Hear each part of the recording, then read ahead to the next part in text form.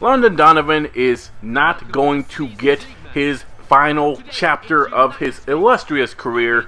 What's up, you guys? Welcome back to the show. I'm only 5-0 and I'm absolutely furious right now. And it took me a couple days to make this video because I really needed to compose myself.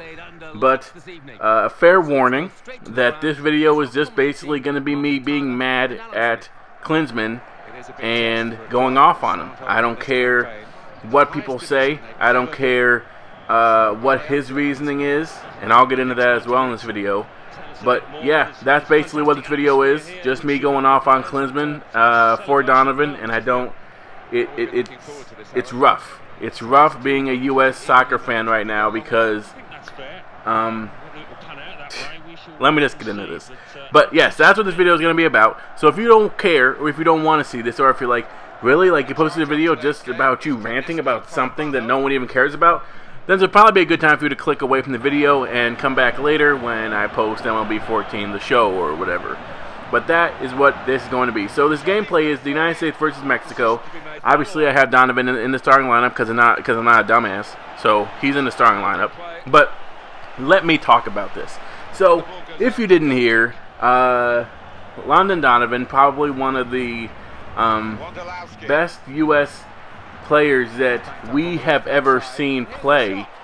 Well, let's say in my generation. In my generation, he was the best player that I've ever seen play come from the United States. You can make an argument for Dempsey, and obviously Howard has been a miraculous goalie in his tenure. But yes, Donovan got left off of the final roster. I don't understand what the reasoning is. I even listened to Klinsmann's press conference where he said some BS shit. Sorry. Again, I warned you guys. I warned you guys. Here I go. Here, the muzzle's off now. Klinsmann in his press conference wanted to say that the reasoning why he didn't bring Donovan was because he felt like Donovan was just a step behind the other people on the squad, and he really felt like he wasn't going to help the team in any way. You know, like he wasn't really match ready. That is such a bunch of BS. That makes no sense. Are you seriously trying to tell me that you would take somebody on that team right now over Donovan? The guy that has been clutch for you numerous times, the guy that has helped the United States actually care about soccer, the guy that the first guy that got me into soccer. You know, like this is who I grew up watching. I grew up cheering for the United States. I grew up watching Donovan play. You know, and it doesn't really make sense that you would leave him off of the roster because you felt like someone else was better than him. There's no evidence of this. There's no evidence that anyone on that squad would be ahead of him, you know? And Klinsmann is going to come out and say, oh, well, and I don't want to mention any names because that wouldn't be fair to the players. Bullshit, it wouldn't be fair to the players. If you're going to make a statement like that, if you're going to come out and say, hey, so there are players on our team that are better than Landon Donovan, then you have to say who it is, you know? You can't sit there and say, oh, well, there are players and there are certain things in the game that Donovan doesn't understand anymore and he's not very good at anymore. Like, okay, so what are those? Who are these players? Because right now I'm thinking that you're just spitting hot gas because there's no possible way that anyone that knows anything about soccer would take somebody on that team over Landon Donovan, all right? And to think about it in this way, okay, this is how I think that he's thinking about it because this is, and again, it's ludicrous, but this is how he has to be thinking about it. He has to be thinking, well, you know what, Donovan, he's past his prime, so now it's time to get the younger guys a shot. All right? That's something that's been thrown around a lot. People have been throwing around that idea that now it's like the prospect showcase. What kind of bullshit reasoning is that? All right? I'm sorry, but that makes no freaking sense. The World Cup happens every 4 years. It's not like, you know, we're in rebuilding mode. You know, it's not like the World Cup happens every year. I'm sorry. This is only 4 years. And you know what? Also, qualifying for the World Cup, just so you know, is not guaranteed.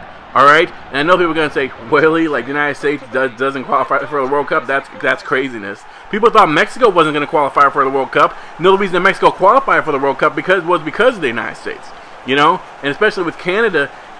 Canada's always on that bubble, all right? And Honduras playing really well, and Costa Rica playing really well. It's like, you know, in the next couple years, it's not certain the United States will actually make the World Cup, and it's just ludicrous. And again, there are friendlies that happen throughout the year that allow you to experiment with the younger players.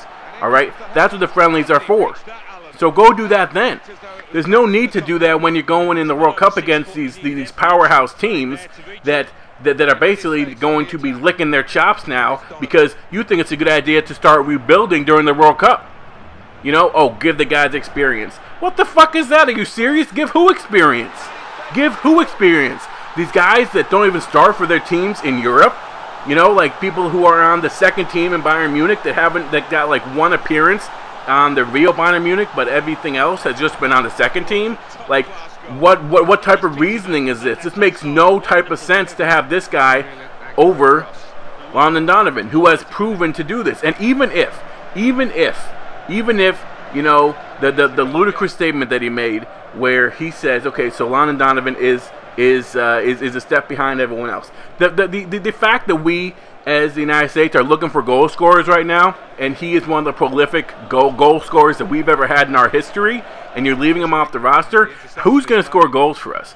You know, because they're saying, oh, well, Landon Donovan was a little bit inconsistent in the last World Cup, and in the Gold Cup, he kind of didn't carry that team. He did carry that team in the Gold Cup, first of all. If you talk about inconsistency, talk about Altidore not producing during the whole qualifiers, basically, and the last World Cup, but he's an automatic shoe-in. You know, it's like, what the frick is this? I would have taken Wondolowski over Altidore and put Donovan in there. You know, Altidore was in Sunderland. He didn't even produce in Sunderland, almost got relegated.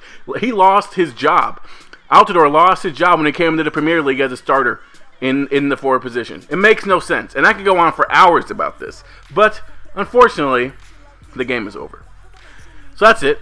Hopefully you guys enjoyed my rant. I still don't understand what happened. And it's sad to me because I grew up watching this guy play. And not being able to see him have those colors on one last time is sad. It's really, really sad. And it's just because of a personal vendetta against this guy that we're not going to see him play ever again. And it's like, it sucks. And the fact that he says, oh, we hope that he continues his international, his national career. How is that going to happen? It's BS, dude. It's BS. Long live Landon Donovan. He's one of the best players I've ever seen. I will always be a fan of his. And you know what? Fuck Klinsmann. 11-5-0. Thanks for watching, you guys. If you are still watching, I'm out.